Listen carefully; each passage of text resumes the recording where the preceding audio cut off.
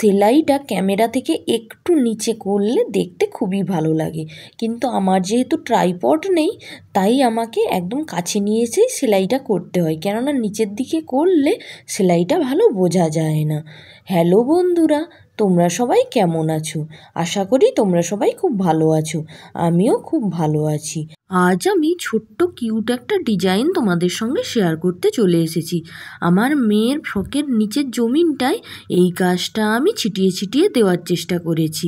এই কাজগুলো, ছোট ফুলগুলো যদি সারা গায়ে ছিটিয়ে ছিটিয়ে দেওয়া যায় তাহলে কিন্তু খুব ভালো লাগে।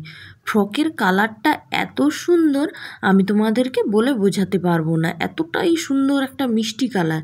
কিন্তু ক্যামেরাতে একবারের জন্য ওই কালারটা আসেনি। কিছু কিছু কালার আছে ক্যামেরাতে যে কেন আসে না আমি ঠিক বুঝতেই পারি না। এই বিষয়ে আমার জ্ঞান অবশ্যই খুবই কম। তোমরা যদি কেউ এই বিষয়ে জানো যে কেন অরিজিনাল কালারটা আসছে না, তাহলে আমাকে কমেন্ট করে জানিও প্লিজ, আমার খুবই উপকার হবে। আমি এখানে 3টে ফুল আর 3টে পাতা প্রথমে ড্রয়িং করে নিয়েছিলাম। একদম সহজ ছোট ছোট তারা ফুল দিয়ে নিচ্ছি। আমি এখানে একটা পিঙ্ক কালারের সুতো ব্যবহার করেছি। এইটা একটা জামা কাপড় সেলাই করার সুতো। আমি 5 তার সুতো নিয়ে একটা মোটা সুতো বানিয়ে নিয়েছিলাম। এখানে আমি নর্মাল সাটিন স্টিচ দিয়ে ফুলগুলো করে নিয়েছি। এই ছোট্ট ছোট্ট কিউট ফুলগুলো যদি জমিনের গোটা জায়গায় ছিটিয়ে ছিটিয়ে দেওয়া যায় তাহলে কিন্তু দেখতে খুব সুন্দর লাগে। তাই আমি ভাবলাম যে বেশি হিজিবিজি কাজ না করে এরকম সিম্পল সিম্পল কাজ করে যদি কটা ফুল দেওয়া যায় তাহলে দেখতে খুব ভালো লাগবে। আমি কিন্তু ফুলগুলোর মাঝখানে কোনো ফ্রেঞ্চ নট দেইনি। তোমরা জানিও ফ্রেঞ্চ নট দেবো কি না, তাহলে ফ্রেঞ্চ নট দিয়ে দেখবো যে কেমন লাগছে।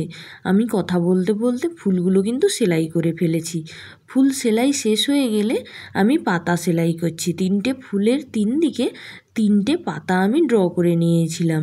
এখানে কিন্তু পাতাটা সেলাই করতে আমার একটু অসুবিধাই হচ্ছিল, কেননা ফ্রকটা নর্মাল কিন্তু সুতি কাপড় ছিল না, একটু সিল্কি সিল্কি ভাব ছিল। কেননা এটা একটা মাখন কটন ছিল, তাই আমি সুচ যেখানে ঢোকাচ্ছিলাম ওখানে বড় বড় ছাঁদা হয়ে যাচ্ছিল।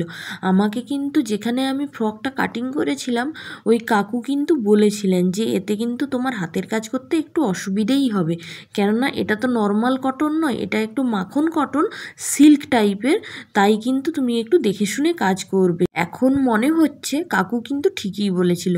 আমি যে পাতা সেলাই করার জন্য ফোড় তুলছিলাম বড় বড় কিন্তু ছাঁদা হয়ে যাচ্ছিল, তাই আমাকে দেখে শুনে খুব আস্তে আস্তে করে ফোঁটগুলো তুলতে হচ্ছিল, এবং পাতাটা তাই যেরকম লম্বা শেপের করেছিলাম সেরকম কিন্তু হয়নি। পাতাগুলো খুব ছোট ছোট করে সেলাই করে নিতে হচ্ছিল। আমার ভিডিও যদি তোমাদের ভালো লাগে তাহলে প্লিজ শেয়ার করে পাশে থেকো এবং সুন্দর সুন্দর কমেন্ট করো বন্ধুরা। ধন্যবাদ।